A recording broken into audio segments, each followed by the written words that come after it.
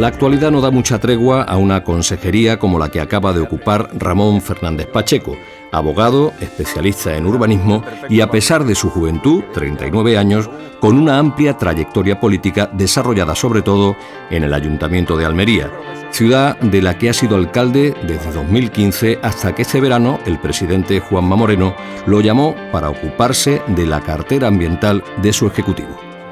Gracias, consejero, por atendernos. Este es un departamento en el que raramente hay un momento de calma, siempre hay algún suceso que hay que atender, ya sea un incendio forestal o un incidente marítimo con riesgo de vertido, o la sequía que está haciendo que nuestros espacios naturales estén en un momento delicado. ¿Cuáles son las cuestiones que más preocupan al consejero en estos primeros días de trabajo? Bueno, la verdad que el trabajo de esta consejería es un trabajo muy transversal, ¿no?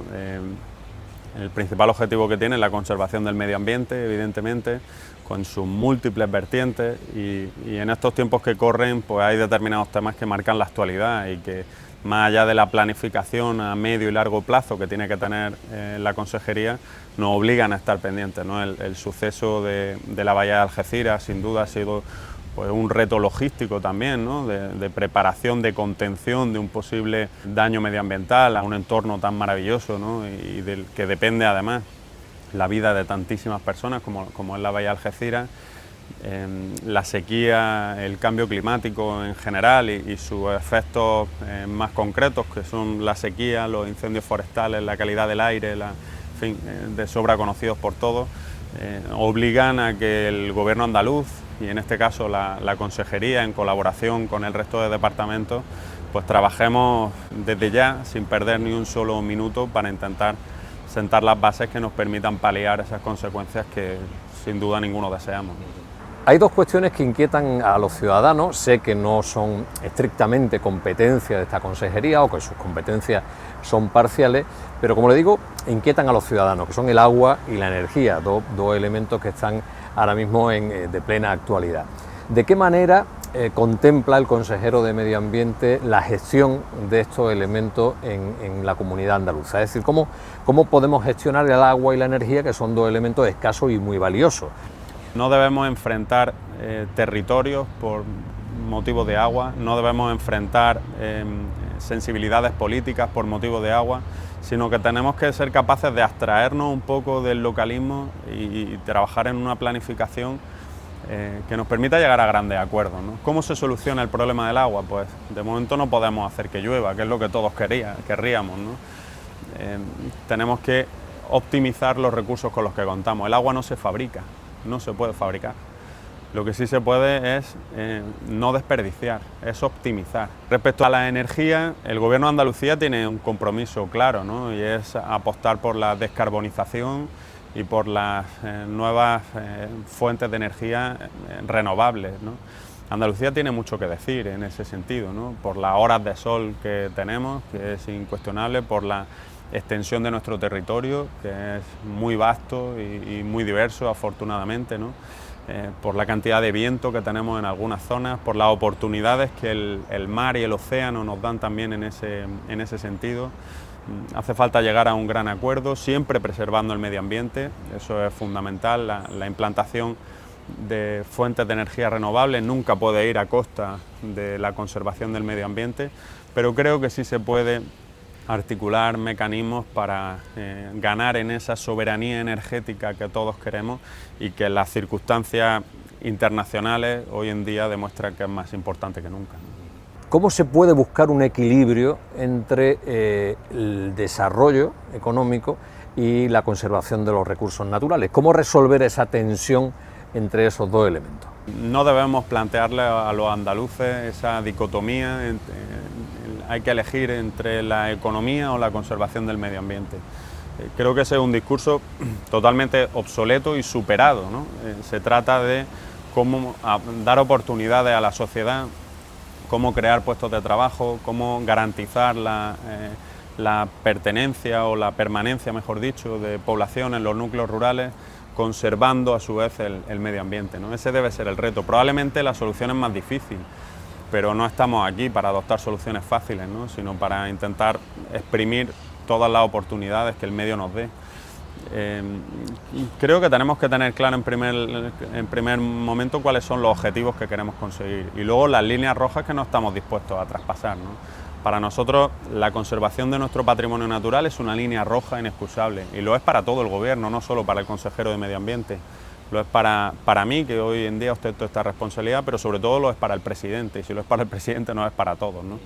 Precisamente a finales del último curso político se manifestó esta tensión de forma bastante evidente en ese anteproyecto de ley con el que se pretendía reorganizar el regadío en el entorno de Doñana. ¿Realmente hay recurso hídrico suficiente para mantener la demanda del sector turístico y del sector agrícola sin hipotecar el futuro de este espacio natural? Por eso decía yo lo fácil que es, ¿no? Plantear que hay que elegir entre los agricultores o Doñana. Y yo digo que no, que me niego a tener que elegir entre esa dicotomía porque no es real. Hay que pensar cómo ayudamos a todas esas familias teniendo claro que jamás vamos a permitir que se perjudique Doñana. Y las soluciones quizás son más complicadas que directamente acabar con los cultivos. La solución a lo mejor pasa por intentar encontrar vías de suministro hídrico a todos esos cultivos alternativas a las que tienen en la actualidad. Y para eso hace falta invertir y para eso hace falta el compromiso de todos. Y eso es lo que estamos reclamando, que se cumpla la sentencia de la Unión Europea, pero que se cumpla garantizando las infraestructuras hídricas por parte de la Administración General del Estado en gran parte, que garanticen que esa gente va a tener agua para poder seguir manteniendo su modo de vida y que Doñana se va a preservar. ¿Qué es la economía azul y por qué es tan importante como para aparecer en los titulares de esta nueva consejería? La economía azul son 300.000 puestos de trabajo en Andalucía. Es más del 10% del Producto Interior Bruto de nuestra tierra, ¿no? Es una facturación anual de miles de millones de euros, ¿no? Y es algo tan sencillo, es algo que lleva practicando la humanidad desde que la humanidad existe, ¿no? Y es aprovechar los beneficios, las oportunidades que el océano y el mar nos dan en materia de económica, de empleo, de riqueza. Ahora en el siglo XXI hacerlo además de manera sostenible y ese es el plus que tenemos que añadirle, ¿no? Cómo aprovechar los recursos marinos en materia de empleo, de economía, de creación de riqueza, pero hacerlo desde un punto de vista sostenible. Hablando de ese vínculo entre economía y sostenibilidad, otro de los elementos que están llamados a ser uno de los elementos con más peso en esta nueva etapa es la economía circular. Va a entrar en el Parlamento un anteproyecto de ley de economía circular. ¿Qué es la economía circular y cuáles son las claves de este nuevo modelo económico? La economía circular supone un cambio de paradigma, supone una manera diferente de interpretar el ciclo económico. El ciclo tradicional es un ciclo lineal en el que algo se produce, se fabrica, algo se utiliza y ese mismo algo se convierte en un residuo y por lo tanto en un problema económico, pero también en un problema medioambiental, ¿no?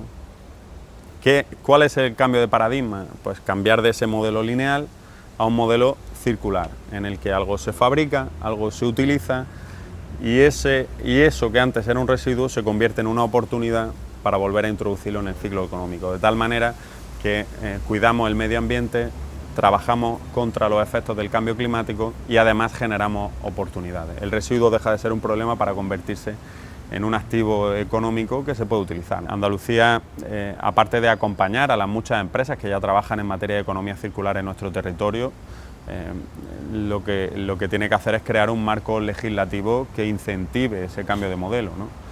Y por eso la Ley de Economía Circular, el proyecto de Ley de Economía Circular que llevaremos al Consejo de Gobierno para su tramitación parlamentaria a lo largo de las próximas semanas, es tan importante, ¿no? Es una ley pionera, además es una ley que está pactada con el sector, con los ayuntamientos también, con un montón de agentes públicos y privados que han participado, fruto del consenso, y que estoy seguro que nos va a catapultar al liderazgo en esta nueva concepción económica, que sin duda es una concepción de futuro, ¿no? Y por la que tenemos que apostar. El concepto de cambio climático ha aparecido varias veces a lo largo de la entrevista y me consta que es una de las prioridades, no ya de la consejería, sino del propio gobierno andaluz. El presidente se ha referido en varias ocasiones a esta cuestión. ¿Cuáles son las prioridades del consejero en lo que se refiere a las políticas de mitigación y adaptación al cambio climático en Andalucía?